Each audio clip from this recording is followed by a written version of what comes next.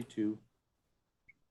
Welcome to another episode of Sports and Songs Podcast. We're on season 2, episode number 44, and today is September 26th, 2021. We are your hosts, Dan and Andy. Andy, how are you? Well, the Mets were eliminated the other day. It's been better days, but you're not wearing all black. I see. I did the church today. Okay. Pastor gave me, we prayed. Some other guys gave me condolences. It was appreciated. So there's always next year, of course, but many teams are being eliminated. There's not many teams left in the hunt. We're getting down. Yes. Spoiler alert. We'll get to that later. Just don't get too far ahead. Spoiler alert. Spoiler. But with that said, sir, is there a trivia question this week? The trivia question today is many teams in amateur baseball, you can 10 run someone in a 9-inning game and be done in 7 innings. But in the over 50 men's league, what's the 10-run rule in a 6-inning game? That's the question. Oh, okay. Over 50 men's senior men's baseball league. Today we had the state tournament. They're 6-inning games is all they are. Typically we play 7-inning games, but doubleheaders you play 6. So the question always is, if it's a 10-run rule, are we done in the 5th? Are we done in the 6th? Are we done in the 4th? How does that go? And so that's always it always comes up to play. Anyway, it came into play today. Actually, today it came up. So we'll cover that later segment of the show. But that's the trivia question for today. It's not something you can easily Google, I'm sure, either. Right. Am I set up for share screen, sir? Yes. All right, we'll get into it here. Go ahead and share away. We'll talk to some. Looks here like we are. CFL maybe to start. Huh? Looks like some CFL will get started with. CFL will start with our friends up in Canada, eh? Yes, eh. Here's the games for this week. 3 games on the schedule instead of 4. They do 16 weeks. Like we said, they had an odd number of teams. So things like this happen every now and then. Hamilton over Ottawa. Montreal lost to Toronto 27-30. And Saskatchewan over BC 31-24 for the week 8 scores. West Division, there's Winnipeg still on top at 6-1. Saskatchewan 5-2, on and on. In the East, it's ugly, but it's tight. 4-3 for first place between Hamilton and Toronto. Montreal at 2-4. Ottawa 1-5. Each of the 1 game less played, so that makes it even closer, really. And here's our schedule for week 9. Edmonton at Ottawa on Tuesday. Winnipeg and BC on Friday. Doubleheader Saturday at Montreal, Hamilton, Saskatchewan, and Calgary. High school football. Here we go. We'll go over the conference rankings for all of them. First, we'd head into the big rankings. We're heading to conference stuff. Top 9, or top 10. Top 9 are the same there. Some movement, as we see. Like Bill South still 1. These are as of the 22nd. Rosemont 4. Why is that a 5? Shakopee 6. They all moved up from 4, 5, and 6, 7. Because Eden Prairie and St. Michael, like we saw last week, Eden Prairie losing to Southview, or Lakeville South, and St. Michael losing to Rosemont. Since they dropped, everybody else moves up a little bit. Prior Lake entering the top 10 at number 10 there. 5A, we got Mankato West, Andover and Moorhead as your top 3. Chaska at number 7. 4A, Hutch, as we like to call them out here in the West Metro. Hutch in first place. Becker and Rocori, Mound West Tonka at number 4. So there we go there. 3A, Litchfield in at 4. Dassel-Cokato at 7. Annandale, number 10. 2A, Blooming Prairie 1, Blue Earth 2, Pipestone 3. 4, 5, 6 are all the same. Some movement there, though. Moose Lake up debuts at number 8. 1A. You go Minneota at 3, Bold at 4. Little movement there. You see Browerville, Eagle Valley dropped from 4 to 8. So we'll change there. Gibbon at 6, up from 7. And then 9-man, Mountain Lake area. Mountain Iron Bowl, 1 and 2 still. There are Sleepy Eye, St. Mary's debuts at 8. 9-man's always fun to watch. I like watching 9-man every now and then, especially state tournament time. on the big field. Get a little more localized here. East, Central, South. Dassel-Cokato 2-0 in conference, 4-0 overall. Watertown-Mayer 1-1, 3-1 overall. They lost to Dassel-Cokato on Friday. So that's hence why Watertown's record is that. But we are at Annandale next week. As we saw, Annandale was ranked 10th in the state. So should be a tough game. We're on the road. Hopefully the local boys can do well. Metro Gold North. Got Tonka in at 3-1 overall, 2-1 in conference. They handed the Champlain 22-6. Next game was a home game against St. Michael Albertville on the 1st. Metro Gold South, home of Eden Prairie and Prior Lake in that conference, both at 3-1 overall. Here you see Eden Prairie defeated Rosemont 13-3. Not a big thumping like you hear from Eden Prairie usually, but 13-3. Next week, Eden Prairie at Prior Lake. Prior Lake did hand it to Lakeville North 17-14 with a win on Friday. 10 points in the fourth quarter. That's what we call a come-from-behind victory right there.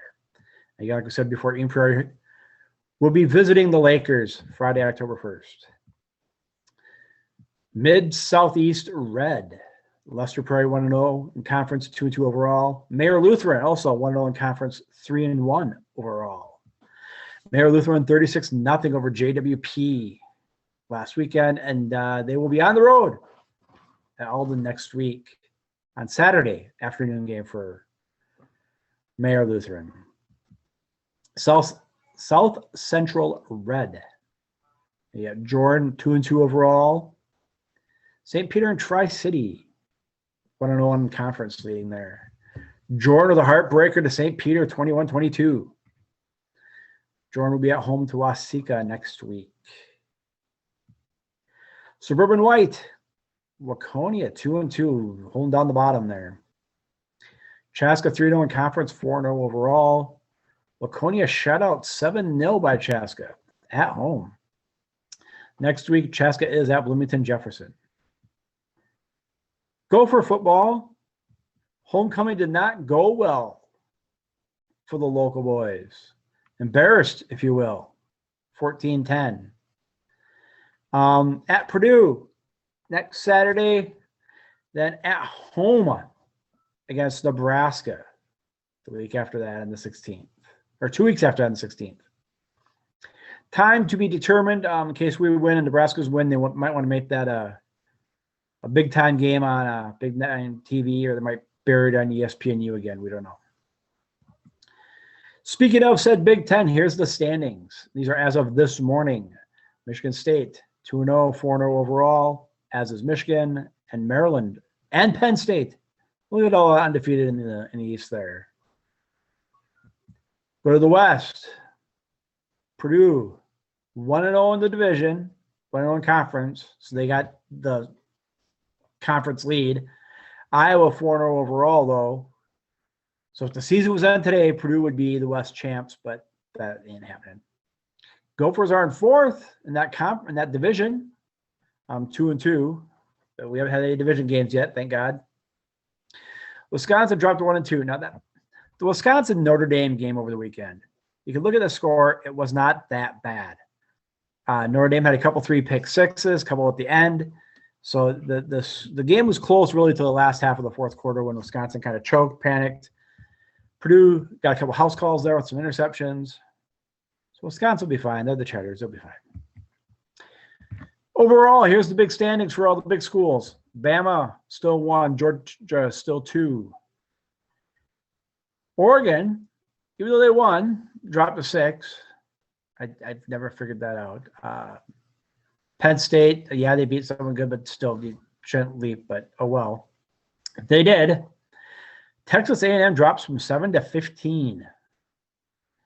Look at the Big Ten schools now. You got Penn State at 4, Iowa 5, Ohio State 11, and Michigan 14. The Bison doing what Bison do, 35-7 last week at Townsend. Open up Missouri Valley Conference this Saturday at the Sioux, or the whatever they're called now, the Sioux, the Hawks, White Hawks, whatever. That's Saturday up there. Then Saturday at home against Northern Iowa for homecoming on the 9th for the Bison. Missouri Valley Conference standings. Bison 3-0 overall. First place, because no one else is undefeated except South Dakota, who's 2-1. Southern Illinois 2-1. South Dakota 2-1. South Dakota's only 2-0, so that's how the Bison get to beat up there, undefeated. And in their conference championships, 1, 2, 3 stay the same. Bison win, Montana don't play, and they switch spots. 3 points only in voting, so someone didn't think our win against Hausen was that good or something. I don't know. It is what it is. We'll see in November who's who. So there's the rest of the standings. Jacksonville State up from 11-9. The Beavs did not do very well at homecoming against number 22 Augustana. Augustana not only beat us up and took our lunch money, they threw it back at us. 52-24. Senior Day Shrine game next week against Montana State. And on the 9th at Concordia St. Paul. The Tommies 36-0 against Butler. First game in the conference, 36-0. Powerhouse. Then now they go to the University of San Diego. So our boys heading out to the west coast of San Diego. We'll see how it happens, how they take it with the sun and the girls. Big Ten preseason hockey poll. Gophers 1, Michigan 2, Wisconsin 3. Just the way God wanted it to be. So there's that. Now you say, hey, Andy, there's only 7 schools listed there. So we got the Big Ten. We had to borrow Notre Dame to get enough schools in there for hockey. So there. And here is Gopher hockey schedule for the boys. Alaska, the 2nd and 3rd. Then Mercyhurst, 8 and 9. Then home with St. Cloud State. The girls' hockey, 25 years of Gopher women's hockey already. Where has the time gone? Ohio State next weekend. Then they go to Duluth. And then home with Mankato. Or Minnesota State, sorry. Beav hockey. Boys got an exhibition with North Dakota on the 2nd. Then a home with Duluth, 8 and 9. 15-16, home again with North Dakota.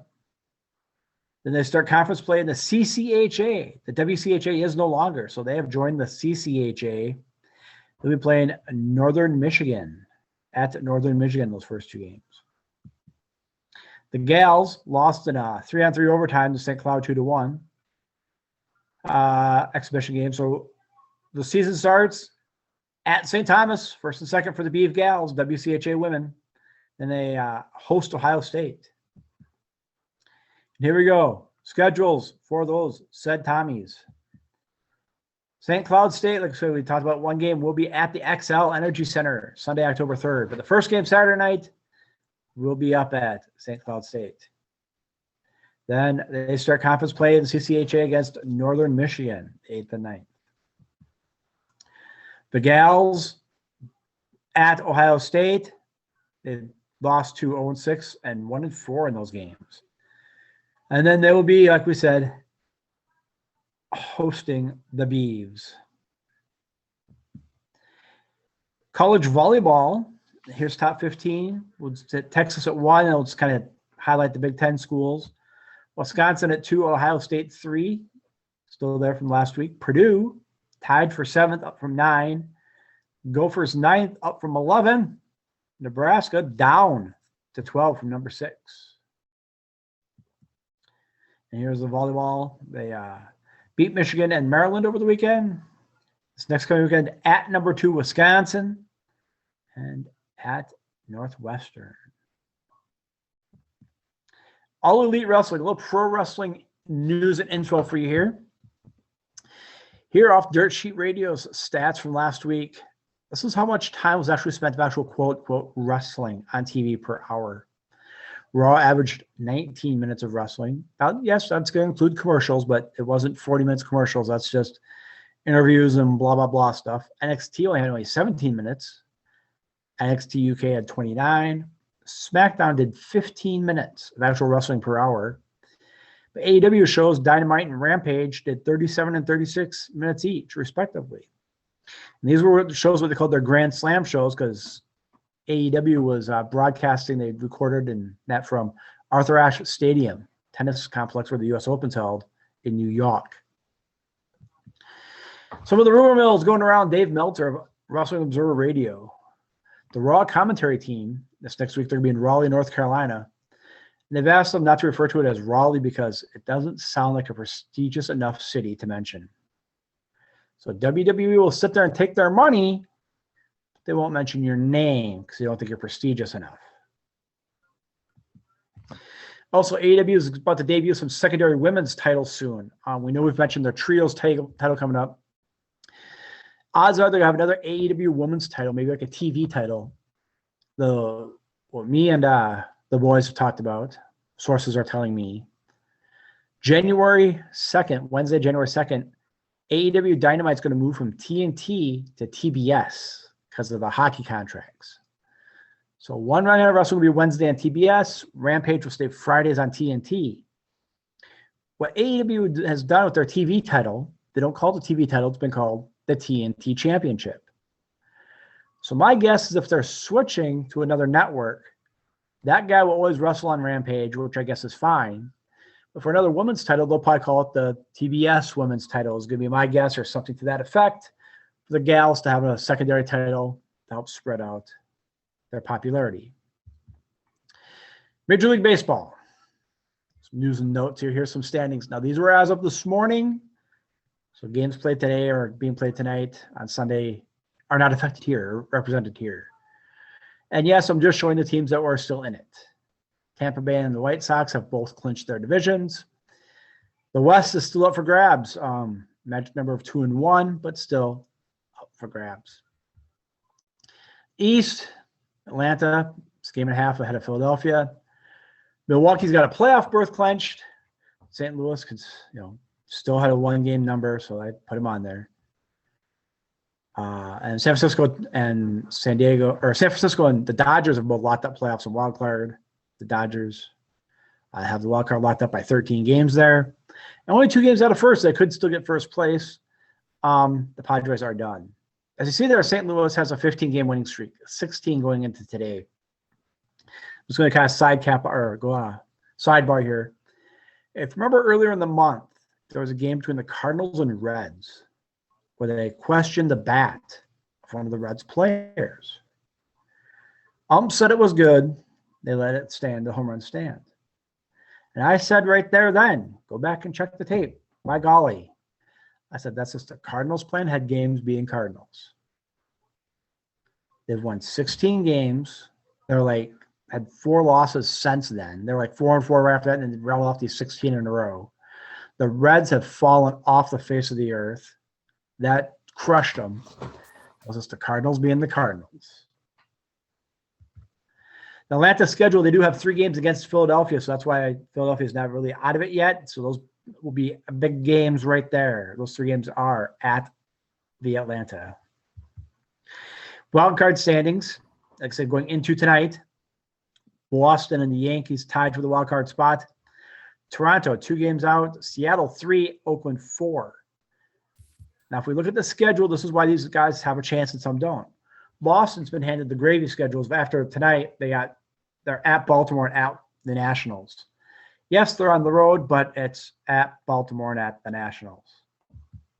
The Yankees' schedule go to Toronto, then home against Tampa. Now, Tampa has it locked up. They're not going to give the Yankees nothing.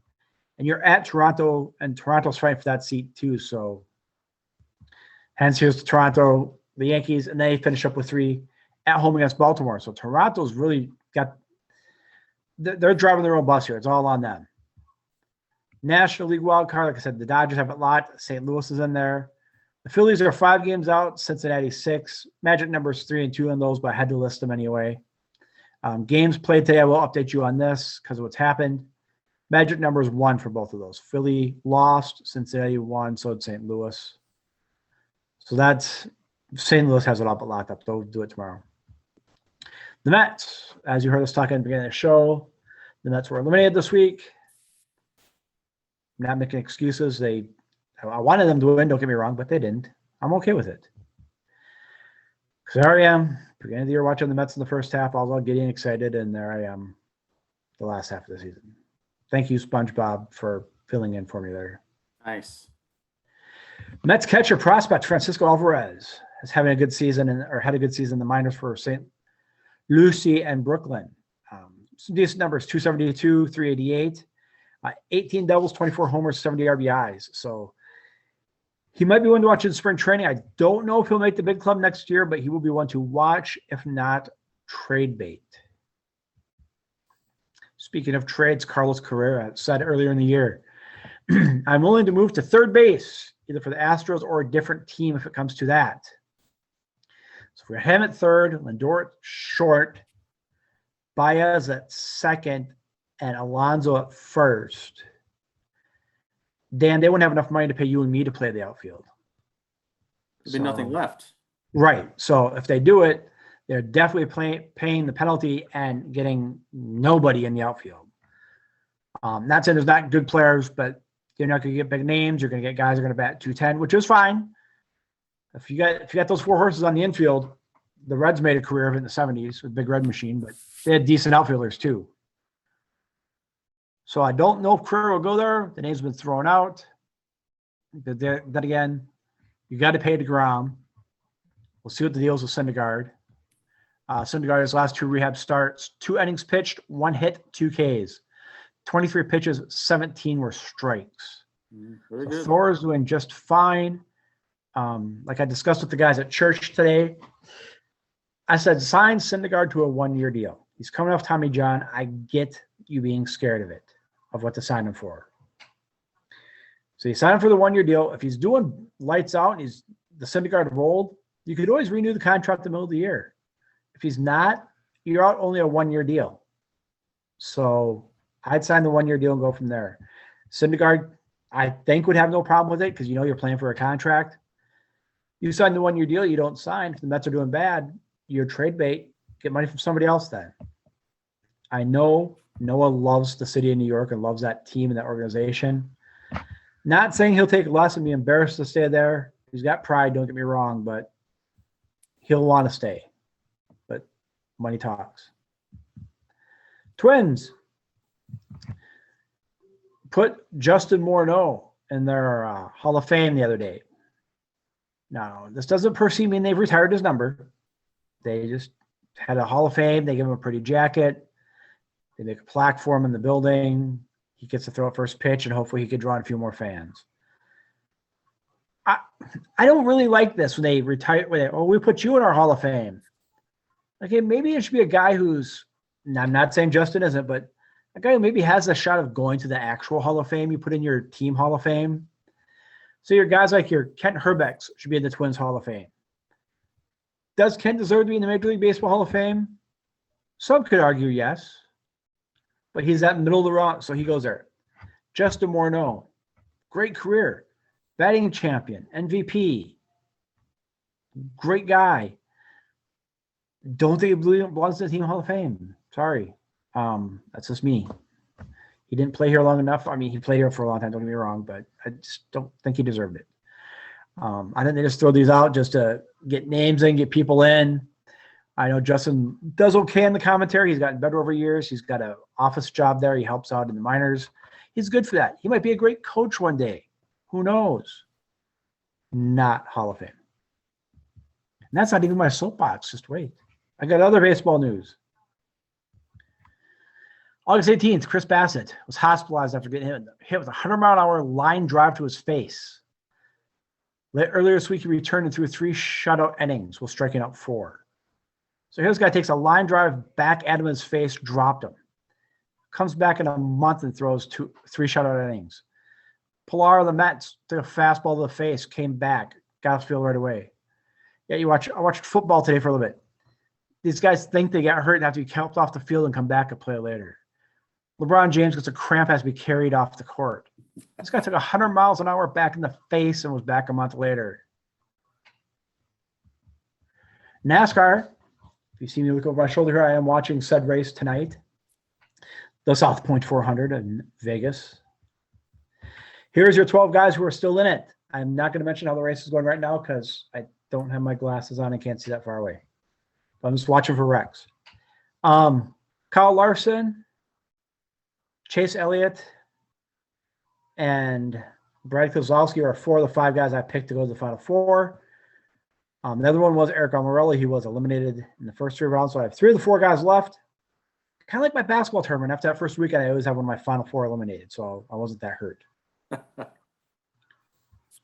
Here is the soapbox.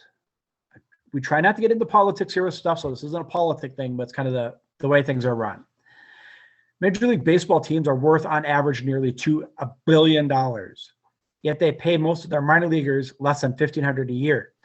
Now, this doesn't include the guys like Syndergaard who's down there on rehab and that. This is the guys who are signed to minor league deals. That's, you can make more than that flipping burgers at McDonald's. But these guys are chasing a dream. Yes, you're getting your rooms paid for and you're getting meals, you're getting this and that, but still, you're only making $15K. This is sad. Don't pay a minor. Well, we're going to sign this pitcher to see what he can do in the majors for $4 million and see what happens. No. You got to throw some of this back in your minors. This is why kids are going straight basketball and football college to pro because of the money. I don't know what hockey's minor league pays. I'm sure it's probably no better than this. That's why a lot of them go to Europe and play, or Canada and play early. But this is what's killing baseball with youth, why they don't want to stick with it. They see numbers like this and go, no, I'm not going to make that for 4 or 5 years in the minors. Well, if you're good enough, you get a big signing bonus. Again, that's not figured in this. But you get a big signing bonus, like most kids, you blow that on a house for you and a house for your mom and dad and cars for all your friends, and you're down to $50. Now you only make $15 a year after that. Life is tough. So, no. Should the minor leaguers strike? No. I think major league teams need to open up that checkbook a little more to the teams below them. We talked about Wichita's new stadium, how much money I pumped into that, but you're not paying your players. So something's got to be done to work more money down to those in the minors. Because I'd rather watch a minor league game than a major league game every day anyway, if I had a choice. Yeah, and that's a good point. It doesn't get talked about enough either, the wages those guys make. So, and those stadiums fill up. People go. That's big money, big business. Yep. But in those towns, they sell the shirts and the hats big time. And they're not making much. So they may do a commercial for the local John's Cafe.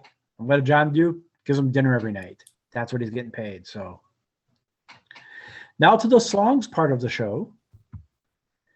Ghost and Volbeat per 93X will be playing February 5th at Target Center. Also coming up September 28th at the Armory, Megadeth with Lamb of God. October 11th, the day to remember at the Armory, and the 18th at the Fillmore, Minneapolis Black Label Society. Medina, our friends at Medina. Here coming up at the Coco Montoya and Ronnie Baker Brooks show coming up on the 1st.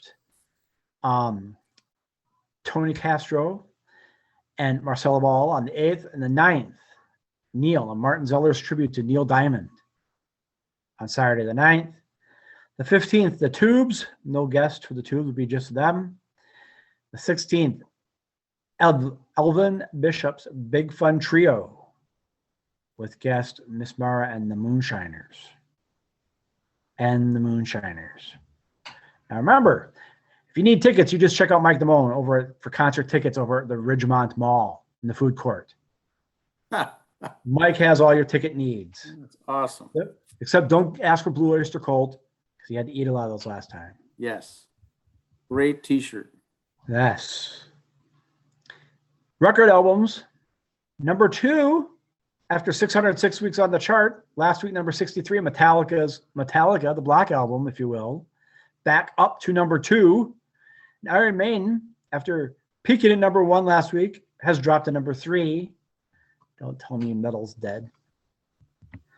Please like, share, subscribe to all of our happy little formats we have here on Northern Songs. That's what I have.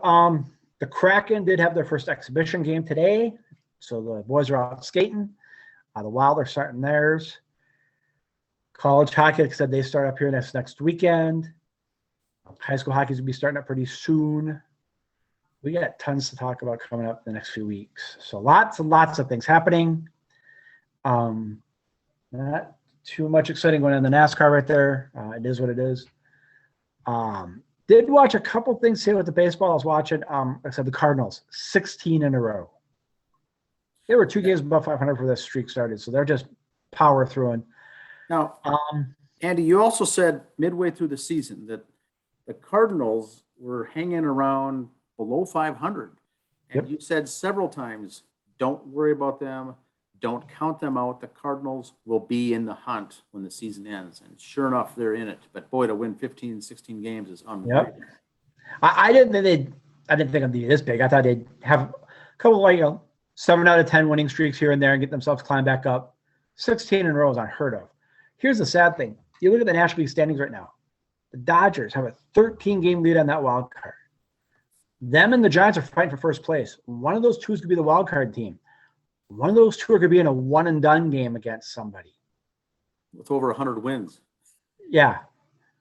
And it's good. It looks like it's going to be the Cardinals are playing. And, yeah, the Cardinals may ease back a little bit, but if not, teams that just rally off 2 weeks before you get to meet them, that wild card game, that one-and-done is going to be an awesome game. The way the Cardinals are hot right now, Giants and Dodgers 100-win team. It's gonna draw a big TV audience. Yes, unless they bury it on ESPN 3 or something like that. But don't get me started. Now, Andy, what's your hat say? My hat is when we're in Chicago this week. Billy Goat in Chicago. The Billy Goat Tavern, downtown Chicago. Nice. Chicago. Went to the Cubs-Twins game. I did post pictures on the Facebook for that. And on the other social medias for those of you who like, share, and subscribe on those. Very interesting. Wrigley Field, never been there. It's got the small town stadium feel, because it's a small stadium. It's all right there. You walk up a circular ramp to get upstairs. Yeah, they have elevators, but ramps. Had a Chicago dog there because I had to. Yes. Rules. I was threatened. The thing that was tough for me, though, I remember growing up watching Cubs games on TV. Yeah, the scoreboards have been moved up. It's all done by hand still. I think that and Fenway, the only 2 scoreboards done by hand. But to see the state-of-the-art electronic scoreboards out there in the outfield, that was kind of hard to see at Wrigley. It's Wrigley. But they made up for it. Because in Wrigley, they still got troughs. Yes, they do. The troughs are there for the men's room. Yes, so they still have that.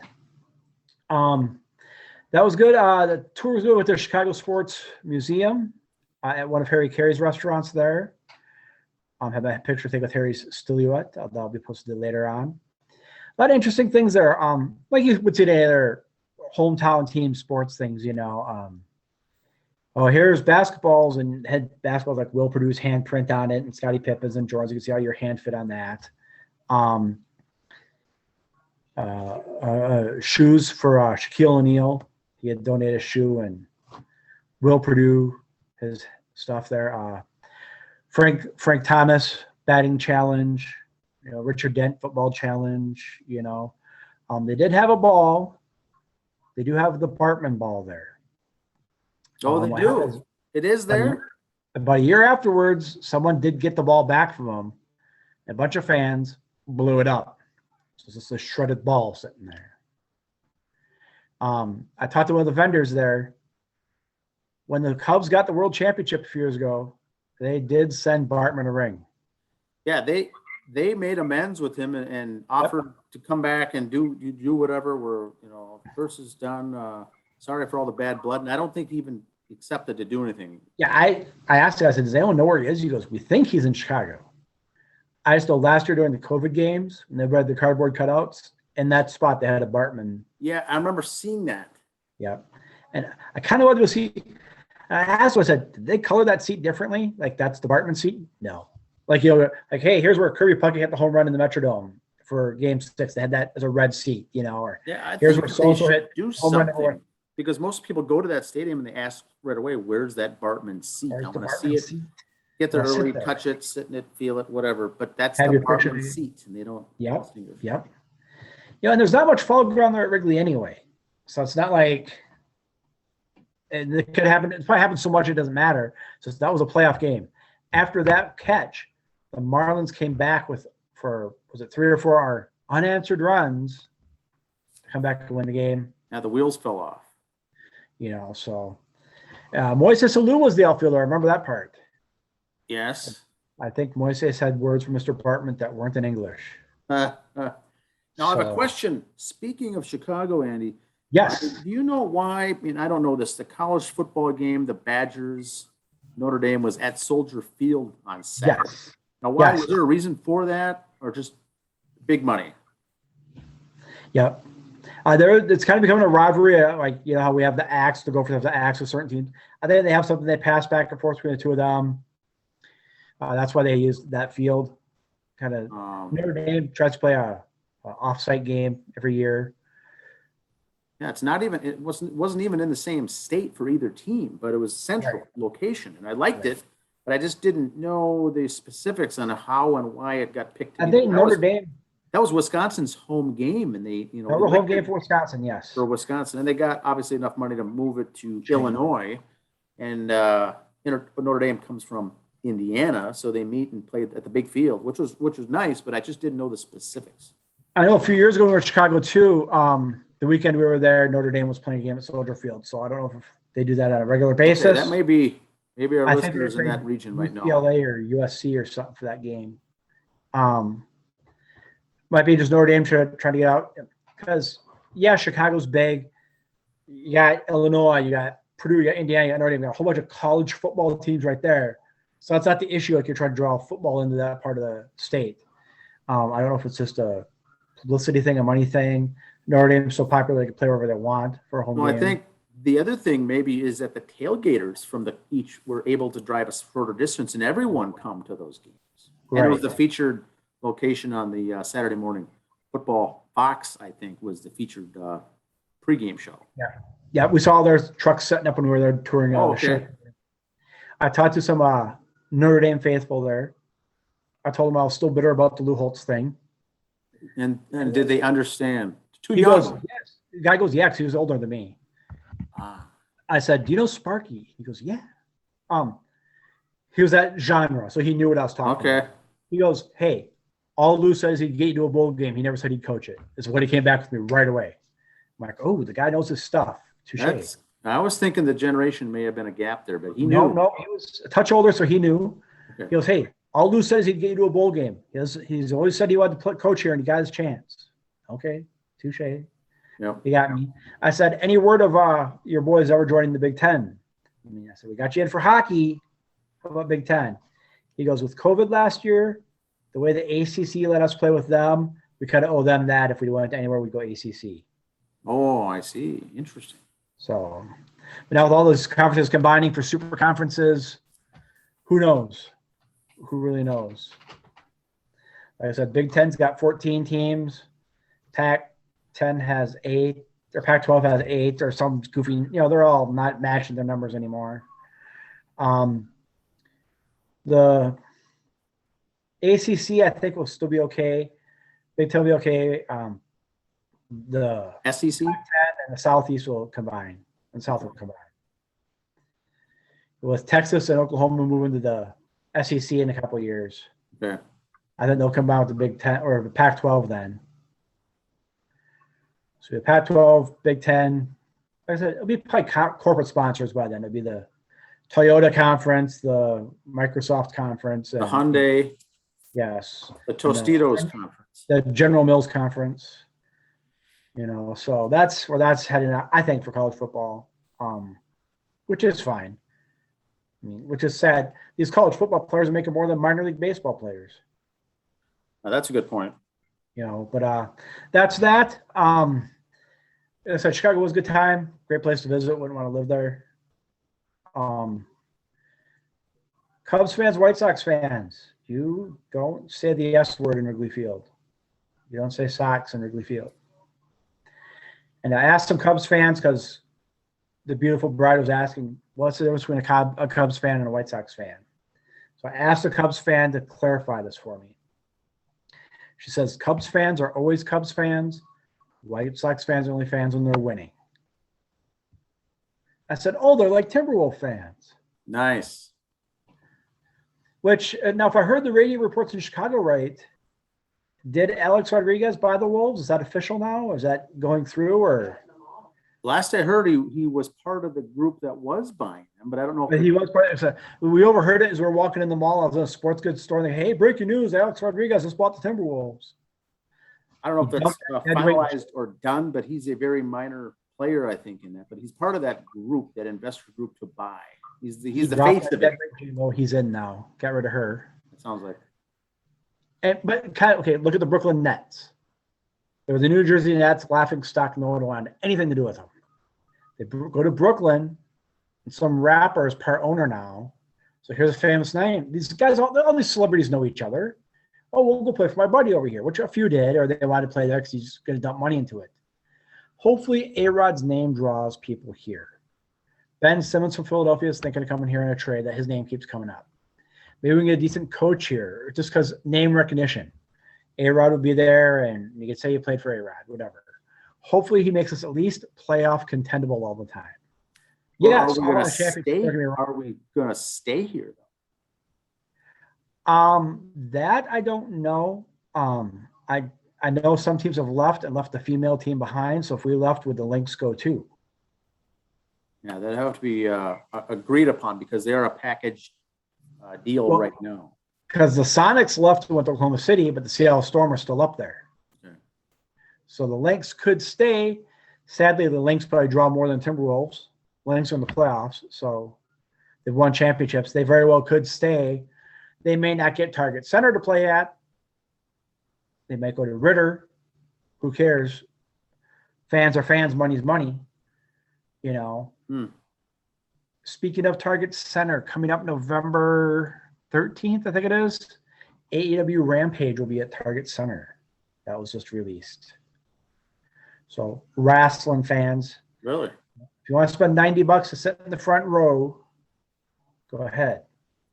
I will stay here and order my $7 Papa Murphy's pizza on a Friday night and watch from home. Thank you. Because I'm cheap.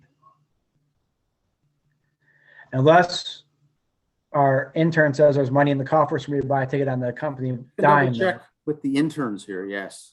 Intern Fred, intern Stan, see if they got that around. But yes, that's what I got. Your trivia answer, sir, before we get to the music part. The trivia question, a good one today. In baseball, in amateur baseball, there's a what's it called? The 10-run rule, the sympathy, what's the other word for it? Mercy rule. The mercy rule. If you're up by more than 10, the game will end up for 7 innings. We have different things there in the state of Minnesota as far as how that goes. In the over 35 league, you only play 7 innings. Over 35, you play 7 innings. In the over 50, you play 7 innings. Now, in the over 50 league here in the state of Minnesota, if you play a doubleheader, the common rule is that you play 2 6-inning games. 2 6-inning games for us older folks. But there's a mercy rule in over 50 baseball also in a 6-inning game. The answer to that is what inning does that take effect? And it's the 4th. Oh, wow. So if you're up by 10 after 4. You're up by 10 after 4, the game's over. And so we had state tournament today, wearing the T-shirt here.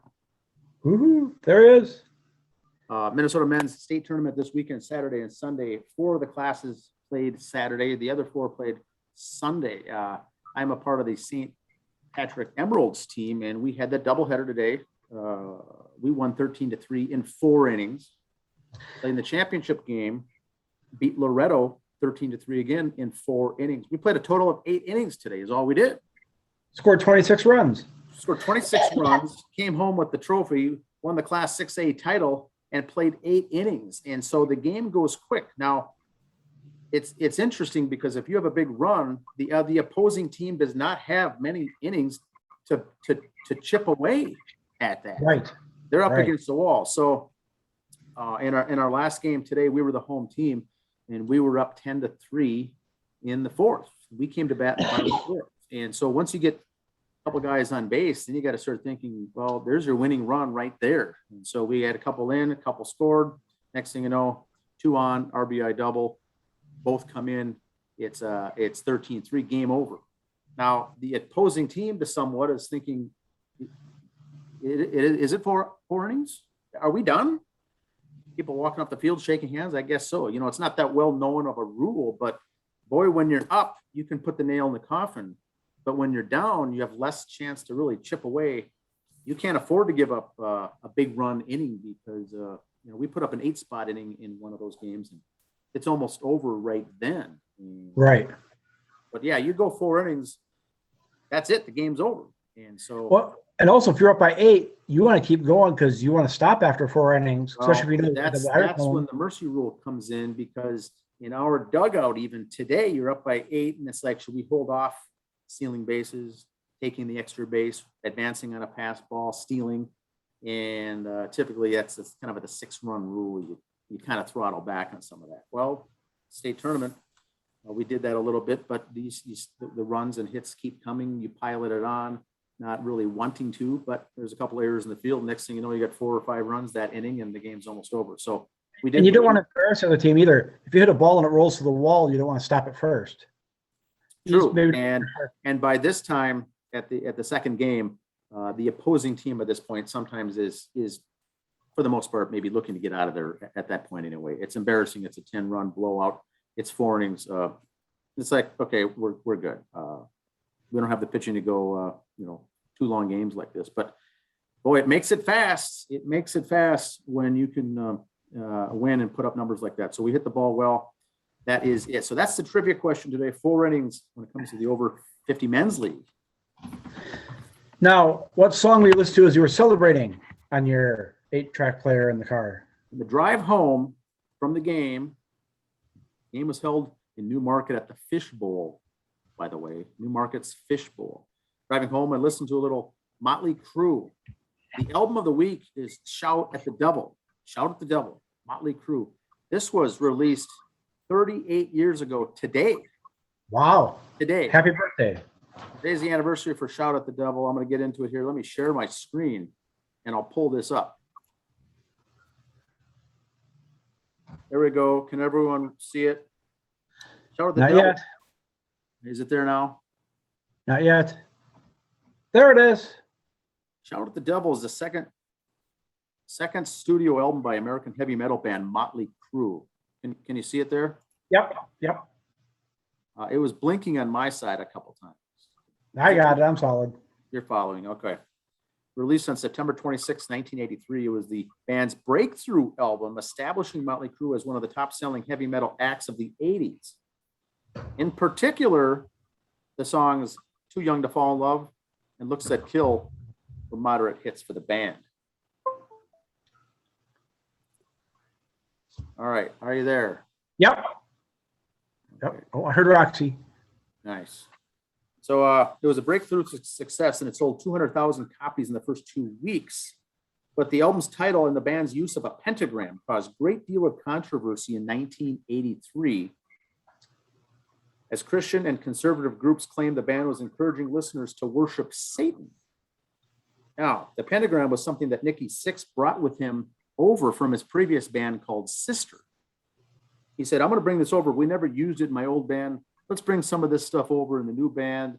The other band members were like, I don't know, it's a little too much, but what the heck? We'll take it. And so he brought that over from the band called Sister, a very theatrical band that he'd been a member along with in the past, Blackie Lawless, formerly of Wasp. This is the band he was in the late 70s prior to the formation of Motley Crue. And actually, the first LA band was Sister to fuse the occult symbolism, such as the pentagram, into the theatrical heavy metal show, incorporating blood, facial makeup. Nikki Sixx asked Blackie Lawless for permission to use some of Sister's occult-related imagery for the album Shout at the Devil.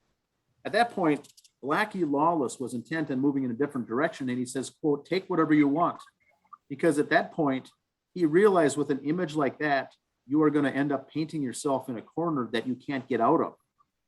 Blackie Lawless says, you can take the occult, the pentagram stuff, but boy, he said, be careful with that. It's a little touchy, and it may be a hard one to break. And Nikki Sixx was hell bent on it, loved it. So anyway, just prior to returning home to Los Angeles to begin recording for the album, Motley Crue was opening for Kiss's Creatures of the Night tour and was kicked off by Gene Simmons, kicked off as the opening act for the band for the tour. So Motley Crue only played 5 shows with Kiss back then, and Gene Simmons demanded they be replaced, citing their bad behavior. During the recording, bassist Nikki Sixx was involved in a serious car crash after drunkenly stealing his friend's Porsche in LA. And that was around the same time actress and friend Demi Moore told Sixx, "You need some Alcoholics Anonymous." Sixx later dismissed her concerns, but his badly injured shoulder in the crash, he was prescribed Percocet and a combination of acetaminophen and a powerful opioid oxycodone, which was commonly prescribed to treat severe short-term pain. Well, Sixx's use of Percocet transitioned him directly to his crippling addiction of heroin, which would cost him $3,500 a day and later almost claimed his life. So it got to be interesting for Mr. Nikki Sixx. Is that one of the times he died twice where he talks about all the time? What's that? Is that one of the times where he said he died twice? Yeah, he did flatline on the operating table, I think, once or twice. Yes. Now he was with Demi Moore at the time. I don't know. Wow, he was with the one gal from Baywatch for a while too. Not Pam Anderson, but the other one. He ended up marrying one of the gals from Baywatch, I think, didn't he? Yeah, so it was in the book. A lot of this gets covered in the book, the Motley Crue band book, The Dirt. A lot of that is covered, and it's not a censored book either. It comes right out and talks about stuff. And the thing is, you talk about how Blackie Lawless told Nikki, "Don't take that; it could be a bad image." Look at some of the promotional photos Blackie Lawless put out for Wasp at the beginning. Him holding a skull with blood coming through it and stuff like that. Yes. Really, Blackie, you're worried about your image? It's all these bands, they know that to make it big, when they become big, they need to get breakthrough and they need to do something outrageous, shock rock. Right. And so Wasp did it with Blackie Lawless. Motley Crue did it. Poison, when they first came out, did it. Well, and yeah, we talk about Poison and Cinderella. They want their hairband look to start. You get that album and they tone down the hairspray, they trim it up a little bit. And they all get tame after that. But by this time, it was, Tipper Gore and the PMRC was big back then. And they were really pushing to put labels on these things and really get them off the shelves for kids not to listen to them or whatnot. But all that did was stir it up, and everyone bought it at that point. Yeah. And if you think about it, Shout the Devil, Too Young to Fall in Love, weren't bad message songs. The songs were very good. The songs that Nikki Sixx did, you can tell in the lyrics or the titles that they're always pushing the envelope. I mean, Nikki Sixx, this was basically his album. Yeah. And, Vince Neil is simply singing the lyrics. And Mick Mars is playing, and they've got Tommy Lee on drums, Nikki Sixx on bass, Mick Mars on guitar, Vince Neil on lead vocals. But this is Nikki Sixx, lyrics, composition, music behind almost this entire album. Yep. And it's very angry. It's very good music though, and it holds up in the time. It sounds very good today. Yeah, it's you still hear it in the weight room of football teams a lot. It's that hard. There's an angry, got to go. Yep. Type of thing. Yeah. They had the song Bastard. It was called Bastard too, and the folks and the conservative folks didn't like it, and the Christians, and they said, well, remember the lyrics to that was really not a call to violence, it says, but that song was written about a certain person that we used to work with that we felt that we were stabbed in the back by. So the song is written about that person. Right. And now the song Knock 'Em Dead Kid is inspired by a violent encounter between Nikki Sixx and a group of Hell's Angels he got in a fight with. Somehow or another, Nikki Sixx got in a fight with a group of bikers, even hitting one of them in the face with a chain. That's smart. He had been wearing as a belt. He took it off and whipped it across his face as a chain. Well, the Hells Angels turned out to be undercover cops, and the bassist was subsequently badly beaten and jailed by this group, resulting in a black eye and a broken cheekbone. And after being released from jail, he was inspired to write the song about the ordeal. So a lot of this is Nikki Sixx wild time in his life, writing songs and actually documenting it, wild, crazy, or whatnot. Now, Motley Crue always does a cover on every album. Yeah. What song did you cover on that one? I can't remember. I showed it before. Did you see it? No, they cover someone else's song. Oh, sorry. On each album. I can't remember what they did on that one. They'd had a Helter Skelter. Helter Skelter is that album. That's what, which fits into that whole album theme. Helter Skelter was a great cover for them. It's a really great song. Here's song 1 was In the Beginning. Song 2, Shout at the Devil. Song 3, Looks That Kill. Song 4, Bastard. Song 5 is an instrumental called God Bless the Children of the Beast. That's actually written by Mick Mars, titled by, I think, Nikki Sixx. That's side 2 on tape, yeah. And then Helter Skelter, the cover song by the Beatles, was very good. And then the final songs on the album were Red Hot, Too Young to Fall in Love, Knock 'em Dead Kid, 10 Seconds to Love, and Danger. Red Hot's my favorite song on the album. I like it. And In the Beginning was kind of a vocal thing. It wasn't really a song. It was just a narrative. They did. And very good, kind of leads into the, kind of like Wasp. They're inside the Electric Circus. He has a narrative at the beginning, kind of an introduction. But yes, very 4 times platinum. Album won 4 times platinum. Very, very good, very entertaining. And what it also did, you'll like this one, Andy. I did not know this. Is one of the great hair metal bands wouldn't have come out if not for this album. But Shout at the Devil was a great record. It was sick. Very first heavy metal band to truly cross over from the male to female audience back then. Rock and roll and heavy metal was always guys, male, testosterone fueled teenage boys love heavy metal. But boy, the female audience jumped on this Shout at the Devil, and really it brought in this whole audience of female teenage girls into Motley Crue and then thus into heavy metal. So it's their fault. Okay. I've got 2 other notes here. I got to think of where they are here. It's only 33 minutes, 57 seconds long. And their next album was, Theater of Pain, which was also very, very good. Well, the first one, Too Fast for Love, I thought was really good also. Well, that's another one of those underrated songs. Very underrated, yeah. Theater of Pain had more of a glam look, but Shout at the Devil was such a great record. Yep. But yeah, I think the bad press about this was it could almost be pointed and directed right at Nikki Sixx. He was the one behind all the bad press, whether it was or not, but he brought that in, and it actually fueled it to become very popular.